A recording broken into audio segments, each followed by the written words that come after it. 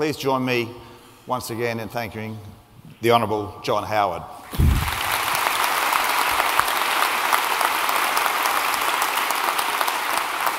I'd like to invite the Treasurer, Peter, Tom and Luke back on stage for a panel discussion. A reminder, if you haven't already, you can still send us questions through on the Ask You app. Thanks, John, for those comments. No, it's true.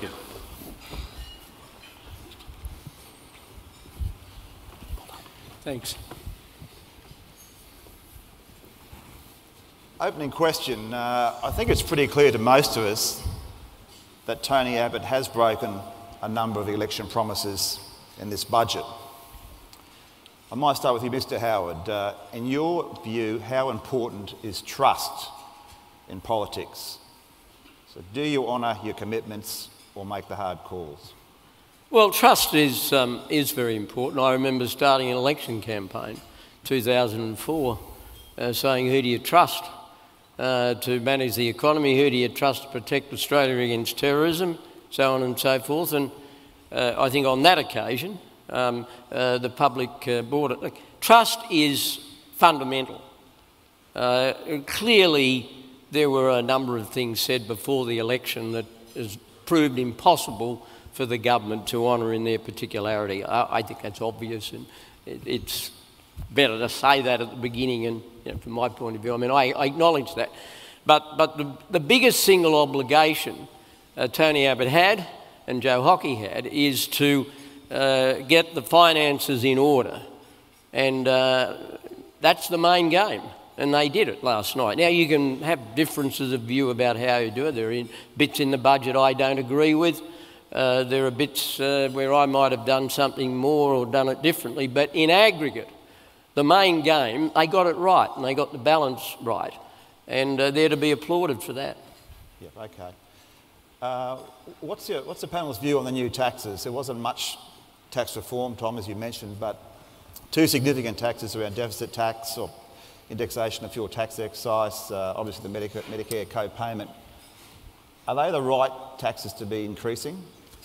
Well, I think that what's important to note from last night is that they are somewhat band-aid solutions to fix a short-term issue, not structural solutions in the long term. And they're a mixture of taxes that raise funds effectively and do it in a way which is politically acceptable. So you could look at the deficits tax, and to Peter's comments earlier on today, it does raise funds. It's politically, it aligns and it shares the pain across the political spectrum to then go harder down the track at some more broader-based tax reform. And in fact, one way to look at it would be the fuel excise tax goes deep and broad. The deficits tax is aimed at high-earning Australians, so it spreads the pain, but it's not structural tax reform. But it was never going to be in last night's budget. Bad policy?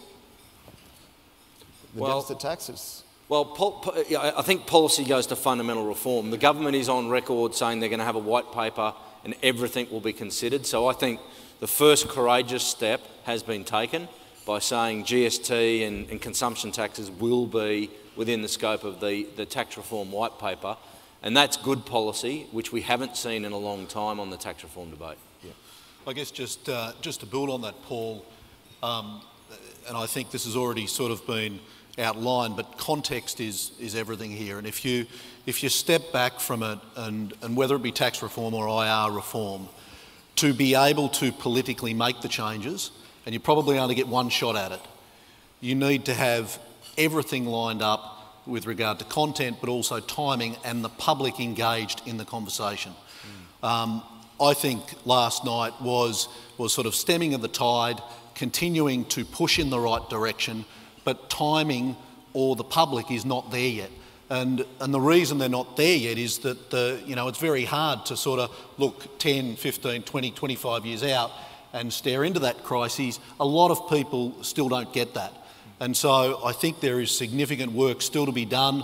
It's great to see what's happening here in Queensland, but nationally in bringing the public into this. And then I think the timing will be right. Yeah. I think we have to look at this whole broken promise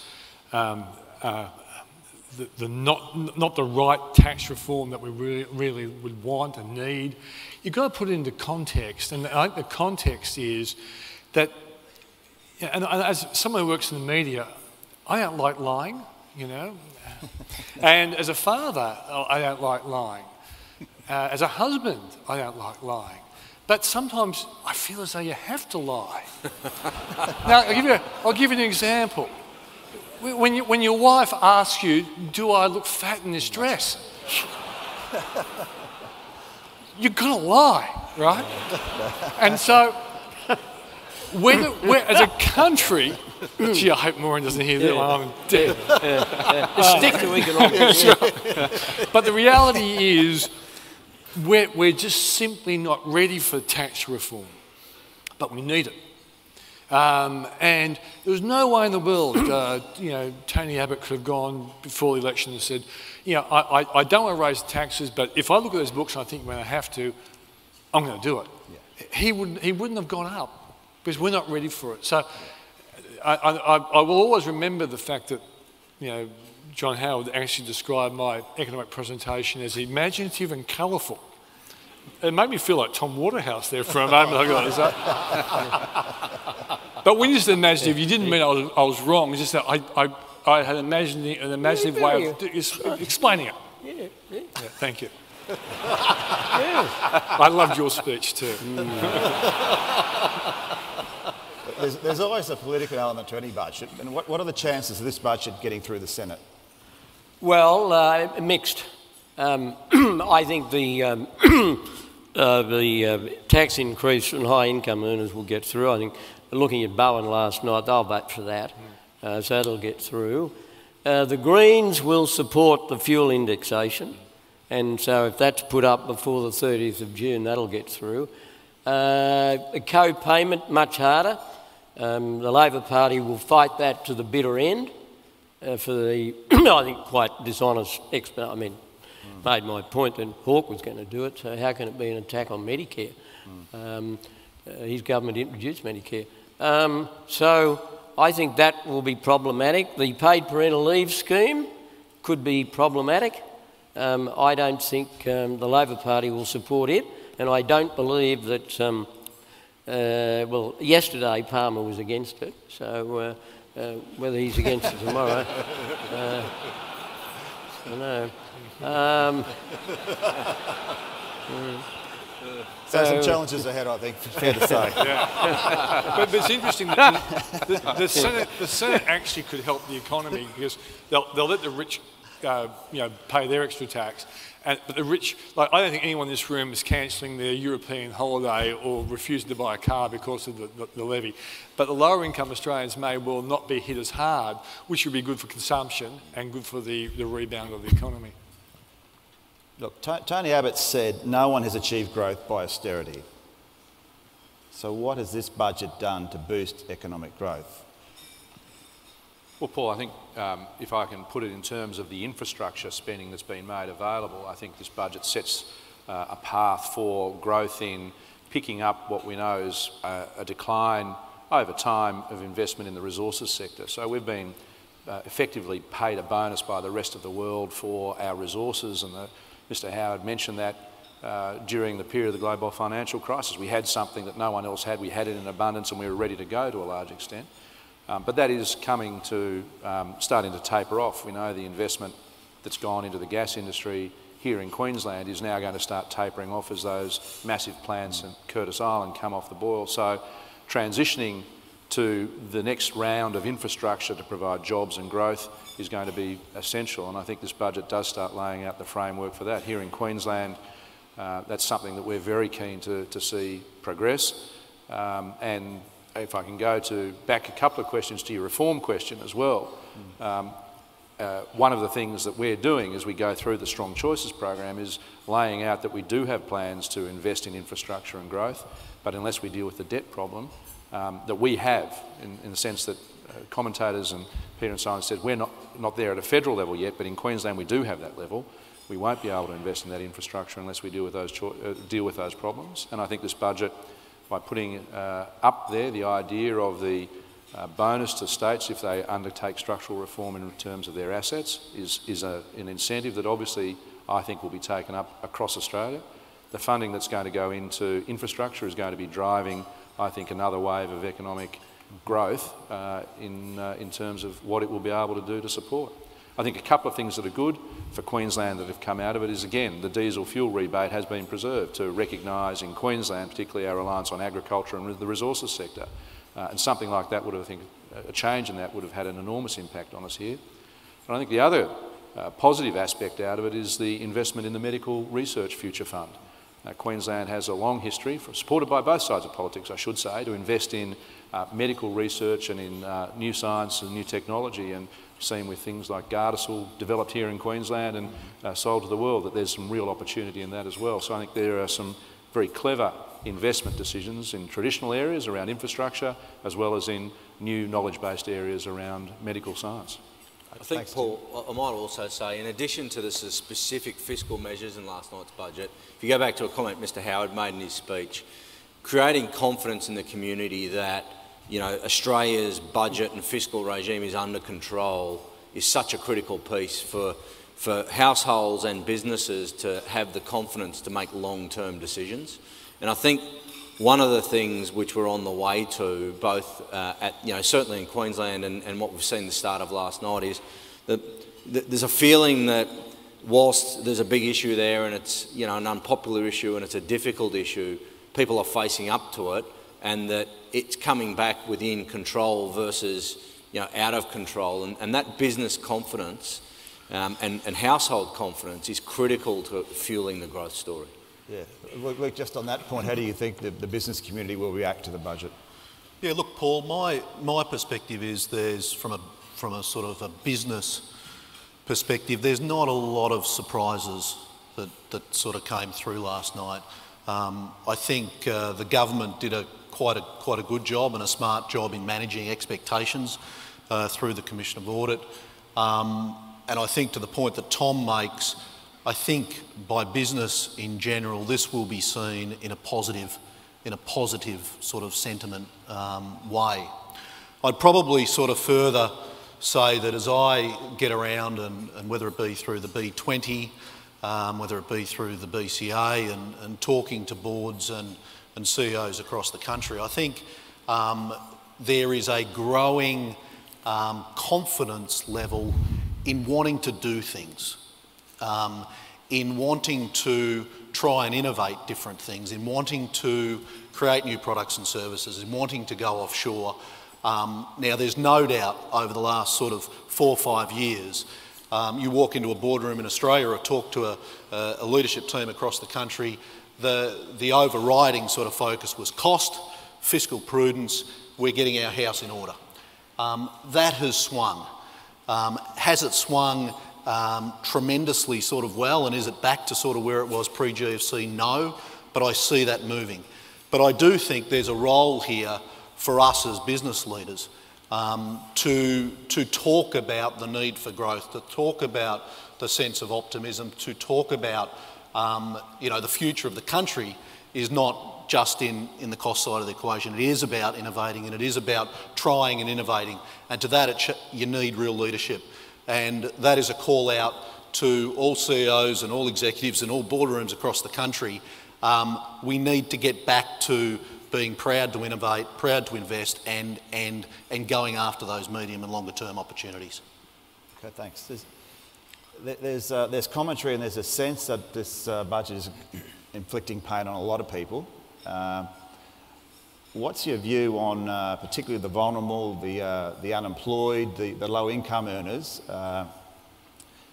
I've heard this referred to as the end of the fair go for Australians. I'd like the panel's view on, has it gone too hard on the most vulnerable in the community? That's a pretty easy question, John. I think you better answer that one.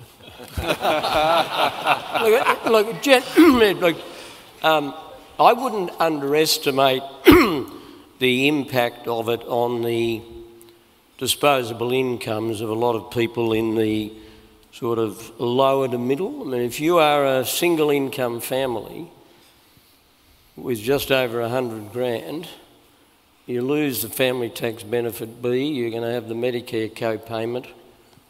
You've got the some of the other adjustments and the fuel and so forth, and you're more likely to take your kids to the doctor more frequently. This is my, as all the tax accountants will understand this, there's horizontal equity as well as vertical equity to be considered in the tax system, and it really goes back to the point I made earlier about family tax benefits being seen as a tax break for children, cost of children. So there's a, that is not to be underestimated.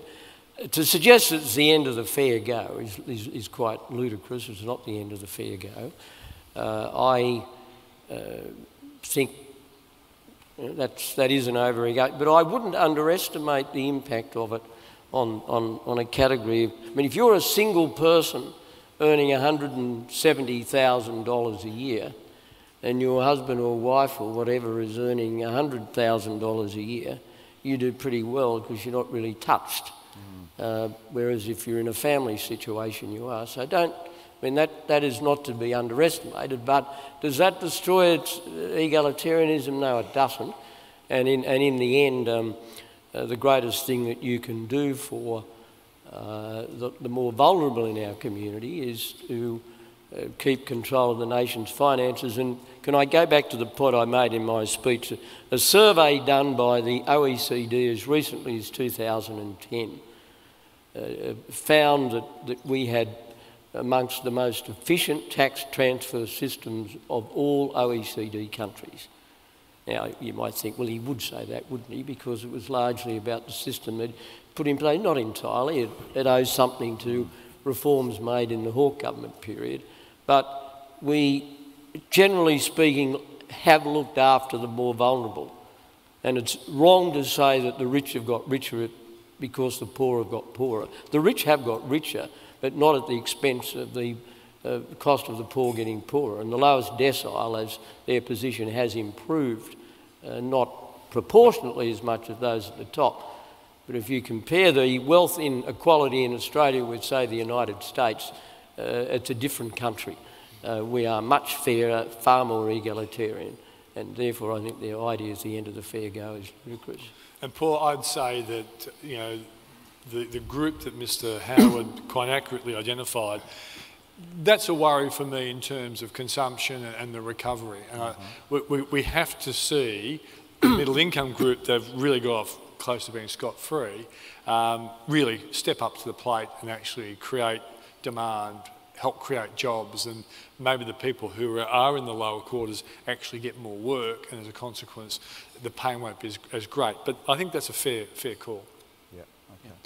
I mean, I think if I can comment, the other issue that came through, and it came through with our Independent Commission of Audit as well, is that a small corrective action now, we will have an impact. I don't think anyone is saying it won't have an impact, but us controlling our destiny by taking action now is far better than having a forced correction, which will be far greater at 2, 3 or 5 years in the future. And we saw that with some of the graphs that were presented here today in terms of the movement in the population and those sorts of areas. So having control of our destiny now by making some of these decisions now is going to, I think, be a lot better than otherwise not being able to, for example, afford the National Disability Insurance Scheme, which is coming on board, by not being able to continue to provide a pension for those people who need it when it's going to be necessary. And those decisions that crunch time would have come much more quickly and forced much tougher decisions had we not taken, or had the government not taken the restorative action it's taken today. So yes, some people are going to feel the changes that have been made last night. Are those changes better now than they would be in 5 years' time when the situation had become much worse? Then I think that's the case for the changes that were made last night. Okay. I want to move back to the government's plans to cut health and education funding to the states. I think it's in years 5 to 10 by about $80 billion. I mean, that's going to have big implications for Queensland. How are the states going to raise that revenue?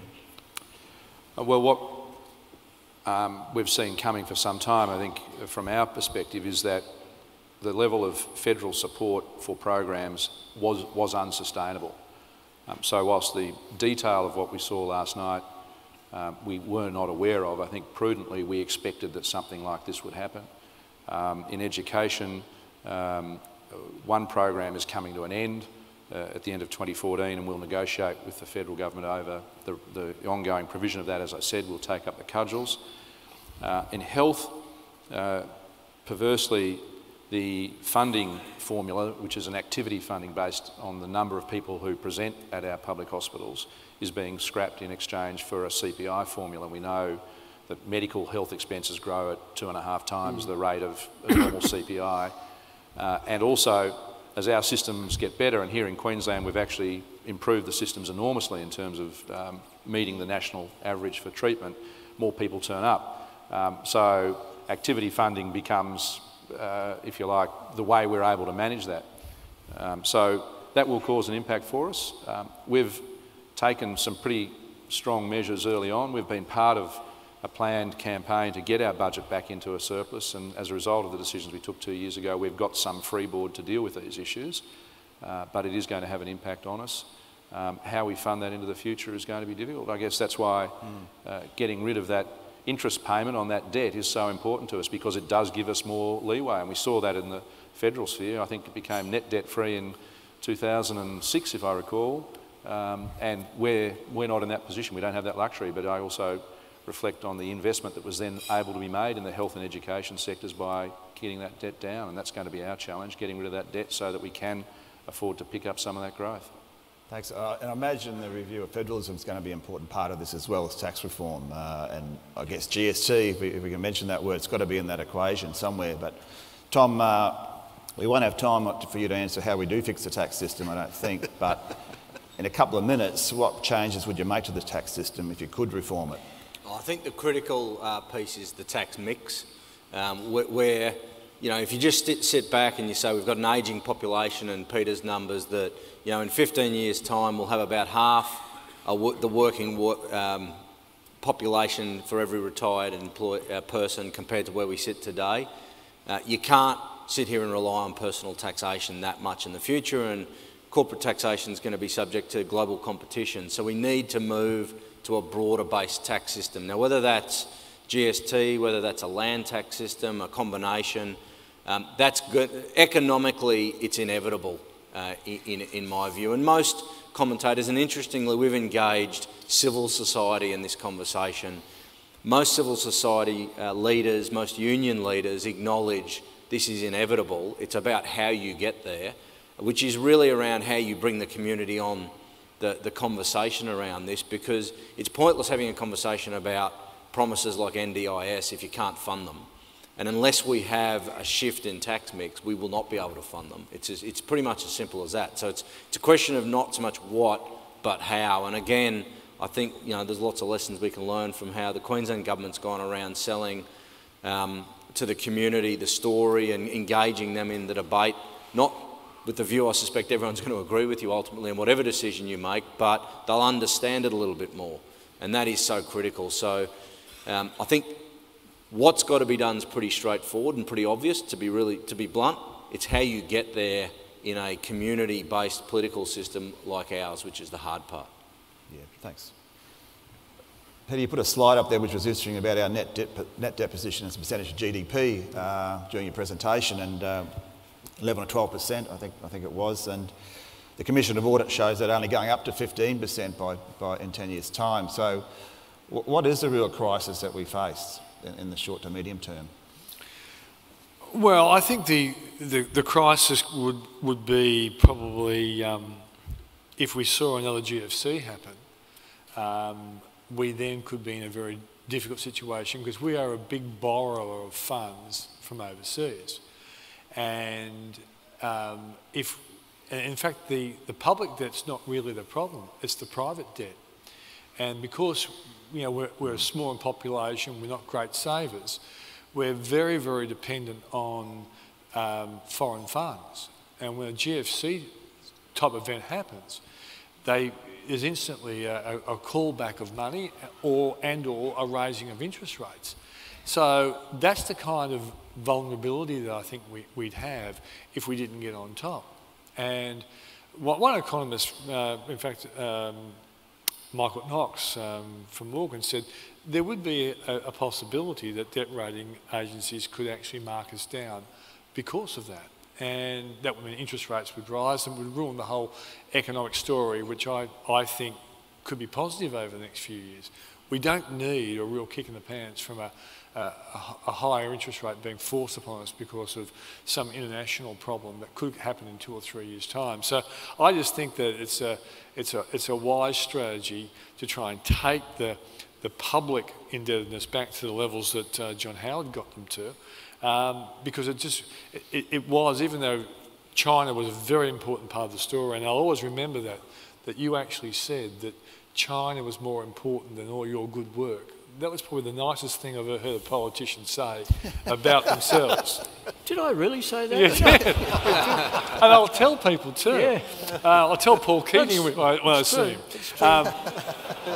But I think this is probably the most important thing. There isn't, and John implied, it's not a debt emergency now, but wisdom tells us, we escaped the bullet, but if we sit around getting fatter, we become a bigger target for that bullet in the future. Okay. Productivity levels are very low in Australia. What's the budget done to help improve productivity going forward, if anything? One of the things you've got to remember about productivity is that it is a function of timing. Productivity gravely, if you are coming out of a recession and unemployment is falling rapidly, then you can have some very, very big productivity gains. Equally, if you go through a long period of heavy investment in the resources sector, for example, before the fruits of that investment start to flow through, you can look as though you've got static productivity. And I think sometimes in the debate about productivity, this is lost sight of. Industrial relations reform is important to productivity. I noticed on the screen there is how we comparing competitiveness-wise with the rest of the world. I think it's fair to say at the moment we're losing ground, and we're losing ground because we've gone to sleep on the overall reform process over the last 6 or 7 years. Now, we do have to get back to tax reform. We do have to get back to IR reform. We have to, I think the infrastructure proposals in the budget are very good for productivity.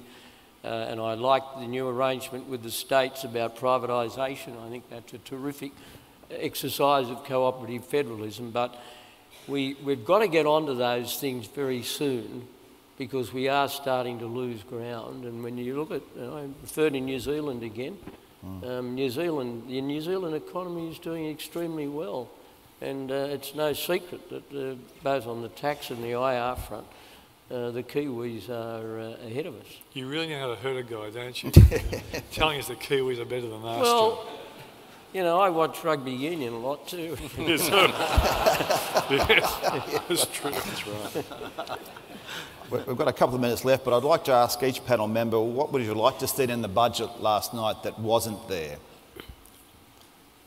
Yeah, well, mine was simply that the budget was going to be a little bit softer on aggregate demand in the first year, and then go hard in the second year. Mr. Howard brilliantly hit me for a 6 by talking about what David Cameron did, on his recommendation. Did you actually buy some real estate straight after that? You would have killed them in the UK if you did that. Not that well off. Because the economy did go down for a couple of years, didn't it? It went down a lot. But it was a big rebound as a consequence of it. And that's what happens in economics. But in general, they had to break promises if they wanted to fix the economic situation up. But that's what I would have liked. I would have liked them a little bit softer this year in terms of, but then go hard, Cameron style or Howard style in the second year. But that was politically too difficult, I know. Okay. Mr. Howard? Well, just on that, the long history is that if you have a nasty, tough budget other than as your first budget, you get in even more political difficulty. Yeah.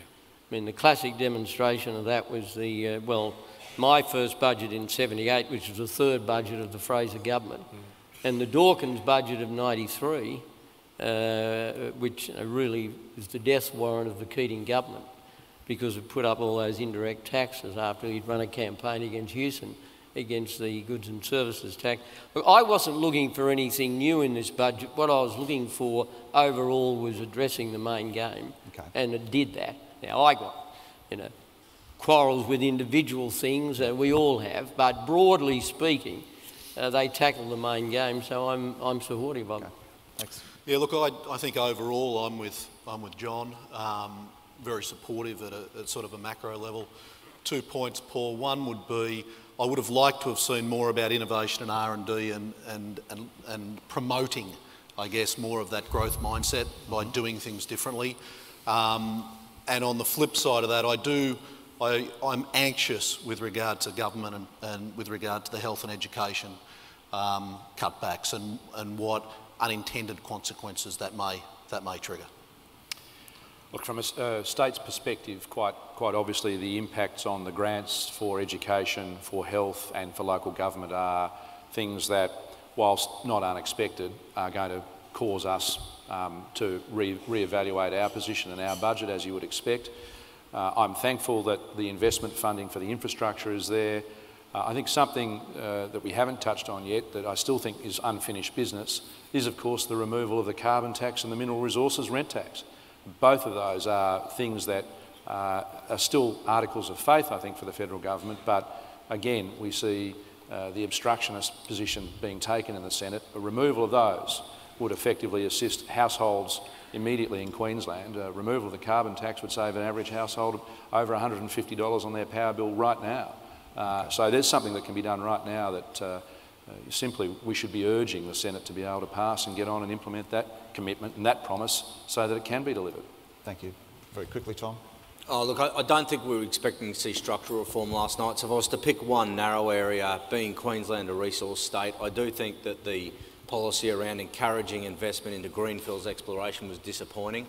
We need to support the resources sector when times are tough, as well as reap the benefits of it when times are good, and times are tough at the moment. And for junior explorers to see a more functioning credit scheme which would encourage investment would have been nice. Thanks. Just stay there. Thanks.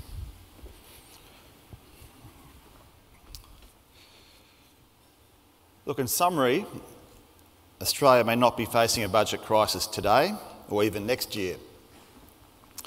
However, I think it's clear there's no denying Australia is facing serious budgetary challenges, at least in the medium term, whether they're a legacy of previous commitments, shifting demographics or changing economic circumstances. To me, it's clear that tough decisions now can prepare us for the future. We all know spending money is easy. Reining in expenditure is an altogether more difficult task. I believe the government has delivered on some of these tough decisions now and is moving towards fiscal responsibility and encouraging growth by investing in long-term infrastructure. Of course, we all agree there's much more to be done. I think we as a business community should encourage the government to continue on this reform agenda, particularly focusing on the need for genuine tax reform, as we've heard this morning, and particularly measures to improve productivity. It's clear there are opportunities to do this better to encourage economic growth. As business leaders here this morning, we do have a role to play in supporting this path towards change for a better future. I know we all pull together in adversity. Let's do the same for opportunity. I'd like to formally thank our speakers, the Honourable John Howard, the Honourable Tim Nicholls, Peter Switzer, Luke Sayers and Tom Seymour.